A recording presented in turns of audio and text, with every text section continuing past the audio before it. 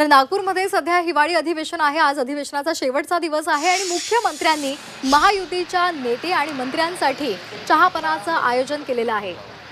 आणि आता आपण ही दृश्य पाहतोय। अजित पवार आता थोड्याच वेळात त्यासाठी रवाना होणार आहेत। अजित पवारांची गाडी तयार आहे। थोड्याच वेळात अजित पवार बाहेर येतील, या गाडीमध्ये बसतील आणि त्यासाठी रवाना होणार आहेत। ही दृश्य आपण पाहतोय। आज ही दोन दृश्य आहे। पहिलं दृश्य आहे अजित पवार हे रवाना होत आहेत, तर दुसरं दृश्य आहे बंगल्यावरचं मुख्यमंत्र्यांच्या निवासस्थानाचं। त्या ठिकाणी आज मंत्री आणि त्याचबरोबर महायुतीचे नेते त्यांच्यासाठी चहापानाचं आयोजन करण्यात आलेलं आहे। ही दोन दृश्य आपण पाहतोय। मुख्यमंत्र्यांच्या चहापानाला कोण कोण उपस्थित राहणार हे पाहणं महत्त्वाचं ठरणार आहे। नागपूरमधल्या हिवाळी अधिवेशनाचा आजचा शेवटचा दिवस आहे। अजित पवार रामगिरीकडे रवाना होत आहेत। हे दृश्य आपण पाहतोय। मुख्यमंत्र्यांनी चहापानाचं आमंत्रण केलेलं आहे आणि त्यामुळे आता अजित पवार या चहापानासाठी रवाना होत आहेत। मुख्यमंत्र्यांच्या रामगिरी बंगल्यावर या चहापानाचं कार्यक्रमाचं आयोजन करण्यात आलेलं आहे आणि आता थोड्याच वेळात अजित पवार रामगिरीकडे रवाना होत आहेत।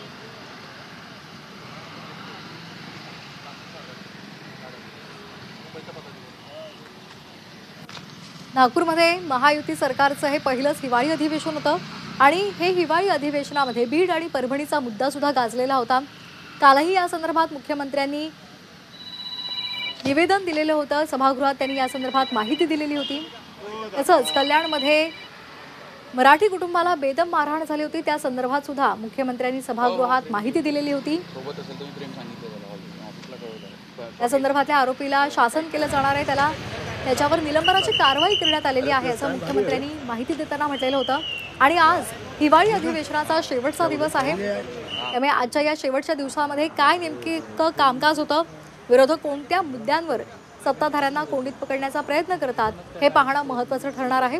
तुर्तास सकाळीच मुख्यमंत्र्यांच्या रामगिरी बंगल्यावर महायुतीच्या मंत्र्यांसाठी आणि नेत्यांसाठी चहापानाचा कार्यक्रम आयोजित करण्यात आलेला आहे। अजित पवार आता रामगिरीकडे रवाना होत आहेत। पहिलं दृश्य आहे अजित पवार आता थोड्याच वेळात रामगिरीकडे रवाना होणार आहेत। तर दुसरं दृश्य आहे रामगिरी बंगल्यावरचं। महायुतीचे मंत्री आणि नेते इथे पोहोचायला सुरुवात झालेली आहे। दरम्यान या चहापानाच्या कार्यक्रमानंतर उपमुख्यमंत्री एकनाथ शिंदे दीक्षाभूमीकडे जाणार आहेत, तिथे ते जाऊन अभिवादन करणार आहेत। त्यामुळे आज संपूर्ण दिवसात नागपूरकडे सर्वांचंच लक्ष लागलेलं राहील। रामगिरीवर कोण कोण दाखल होतं हे पाहणं महत्त्वाचं ठरणार आहे।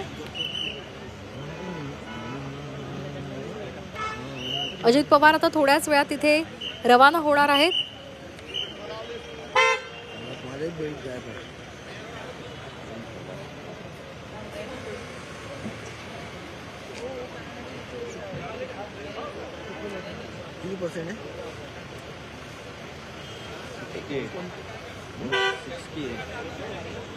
तर गणेश नाईक मिहीर कोटेचा हे आता रामगिरी बंगल्यावर पोहोचलेले आहेत। आज मुख्यमंत्र्यांनी चहापानाचा कार्यक्रम आयोजित केलेला आहे।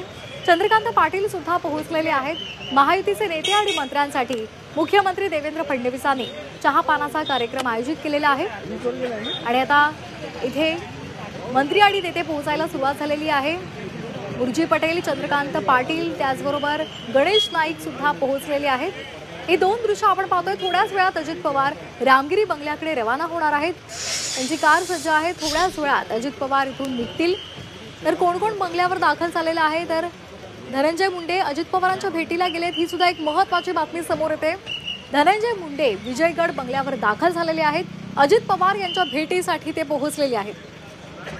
तर महत्त्वाच्या घडामोडी होत आहेत। अजित पवार आता थोड्याच वेळात रामगिरीकडे रवाना होणार आहेत, मात्र तत्पूर्वी धनंजय मुंडे अजित पवारांच्या भेटीसाठी विजयगड बंगल्यावर पोहोचलेले आहेत। तर दुसरीकडे मुख्यमंत्र्यांनी आज सकाळीच रामगिरीवर चहापानाचा कार्यक्रम आयोजित केलेला आहे आणि या चहापानाच्या कार्यक्रमाला सुद्धा अनेक महत्त्वाचे मंत्री आणि नेते दाखल होत आहेत। मिहीर कोटेचा, गणेश नाईक आणि चंद्रकांत पाटील, उर्जी पटेल हे रामगिरी बंगल्यावर दाखल झालेले आहेत। अंधार आहे तिथे, अरे अंधार आहे तिथे नाही दिसत। तर अजित पवार निघालेले आहेत रामगिरीकडे, ते आता रवाना होणार आहेत. थोड्याच वेळात ते रवाना होतील. या संदर्भात अधिक माहिती घेणार आहोत आमचे प्रतिनिधी ओम देशमुख यांच्याकडून. ओम, काय अधिकची माहिती आहे? श्वेता, मुख्यमंत्र्यांच्या निवासस्थानी रामगिरी बंगल्यावर आता एक एक करून आमदार, मंत्री आणि पदाधिकारी जमायला सुरुवात झालेली आहे. भाजपचे मंत्री गणेश नाईक असतील किंवा भाजपचे इतर आमदार आणि किंवा शिवसेनेचे काही आमदार आता इथे या ठिकाणी दाखल झालेले आहेत. एक एक करून या ठिकाणी इतर आमदार व मंत्री दाखल होतील. त्यासोबतच उपमुख्यमंत्री अजित पवार हे देखील आपल्या निवासस्थानाहून थोड्याच वेळात निघतील आणि या ठिकाणी दाखल होतील अशी एक माहिती आहे.